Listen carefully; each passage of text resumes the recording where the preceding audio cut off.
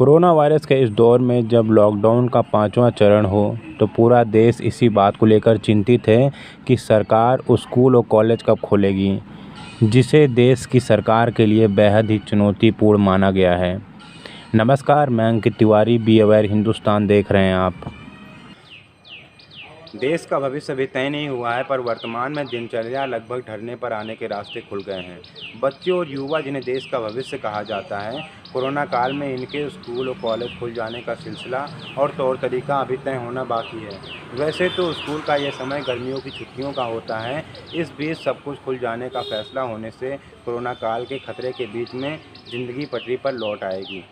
सरकार ने ज़िंदगी के नए तौर तरीके और गाइडलाइंस तो तय कर दी है, पर सबसे अहम स्कूली शिक्षा के मानक तय करना अभी बाकी है, जो कि सरकार के लिए बेहद ही चुनौतीपूर्ण होगा।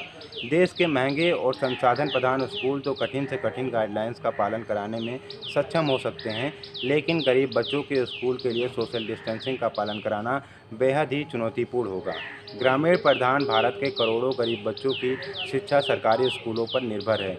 ये वही सरकारी स्कूल हैं जहां टाट पट्टी के संसाधन जुटाना भी कठिन होता है, जहां गरीब बच्चों के भोजन के लिए मिड डे मील योजना के क्रियान्वयन खामियों के दलील देता रहता है, जहां मिड डे मील भोजन में कभी छिपकली तो कभी चूहा तो कभी फफूंदी निकलने की खबर आती रहती है। गरीब स्कूल बच्चों के नमक और रोटी खाने की खबर हम शायद ही भूले हों, जहां कोरोना काल से बचाव की एहतियाती सैनिटाइजर करना, सोशल डिस्टेंसिंग जैसे बेहद ही चुनौती भरे हो सकते हैं। इस कोरोना काल में स्कूल खोलना सरकार के लिए तमाम चुनौतियां सामने लाएगा। शहर के लोअर और मिडिल क्लास के ज़्यादातर बच्चे गली और कुलचे के रास्ते से प्राइवेट स्कूल में पढ़ने जाते हैं। एक एक रिक्शे में कईयों ढोए जाते हैं और 80 की सीटों में 100 बच्चे बैठा ले जाते हैं।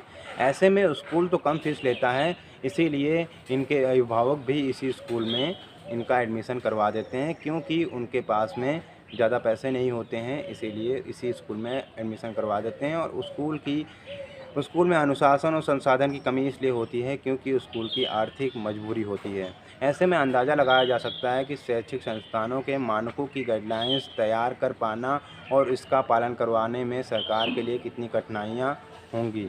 इस बात का भी गौर कीजिएगा कि गरीब परिवार के वो करोड़ों ग्रामीण बच्चे जो टाट और पट्टी वाले सरकारी स्कूल में पढ़ते हैं, उन्होंने पिछले 2 महीनों में घरों में बैठकर कितनी तरह की ऑनलाइन पढ़ाई की होगी। घुमा फिरा कर नहीं तो सीधी बात कीजिए, सब कुछ खुल गया है और लॉकडाउन को कुछ शर्तों और एहतियातों की हिदायतों के साथ में अनलॉक कर दिया गया है। रही बात सिनेमा हॉल की, तो वैसे ही ज़्यादा लोग घर में ही सिनेमा देखने की आदत बना लिए हैं। व्यायाम के लिए व्यायामशाला भी जाने की कुछ खास ज़रूरत नहीं है, लोग ऑनलाइन टिप्स लेकर घर में ही व्यायाम कर ले रहे हैं। इसी तरह करीब 1 महीने से हज़ारों सम्मान देने के सिलसिले में लाखों लोगों को कोरोना योद्धा के खिताब से नवाजा गया है। कुछ लोग सम्मान का सीट कार्ड घरों में बांटकर फ़ोटो खिंचवाए हैं। जिन्होंने सम्मान सीट हासिल की है, उन लोगों ने ये तस्वीर सोशल मीडिया पर साझा की है और सम्मान पाने वाले लोगों के परिचित लोगों ने उस पर बधाई भी दी है और उस तस्वीर को लाइक भी किया है। किसी ने हॉल में आयोजन जो ये सारी चीज़ें होती थी, अगर किसी हॉल में आयोजन किया जाता था तो इसमें लाखों रुपए का खर्चा हो जाता था, पर बहुत मुश्किल 100 से 200 लोग ही सम्मान समारोह में शामिल हो पाते थे। किंतु इस तरह के सम्मान वितरण की तस्वीरों से हज़ारों लोग जुड़े होते हैं और गुमनाम आयोजन संस्थान का भी फ्री में प्रचार हो जाता है। 31 मई को ख़त्म हुए लॉकडाउन 4 के बाद में सरकार अगले चरण को 8 जून से 30 जून तक लागू किया है। इसे अनलॉक 1 का नाम दिया गया है। इसमें एहतियातों के साथ में सब कुछ खोले जाने की अनुमति मिल गई है। सिनेमा, जिम और आयोजन पर भी अभी रोक है। अब बस स्कूल और कॉलेज खुलने के लिए उसकी गाइडलाइंस तैयार होने का इंतज़ार है। रात 9 बजे से सुबह के 5 बजे तक कर्फ्यू लगा रहेगा। इस फैसले का सोशल मीडिया पर खूब मजाक भी उड़ाया जा रहा है। कहा जा रहा है कि क्या कोरोना रात में 9 बजे से सुबह के 5 बजे तक ही खाली जगता है क्या, और दिन भर सोता रहता है?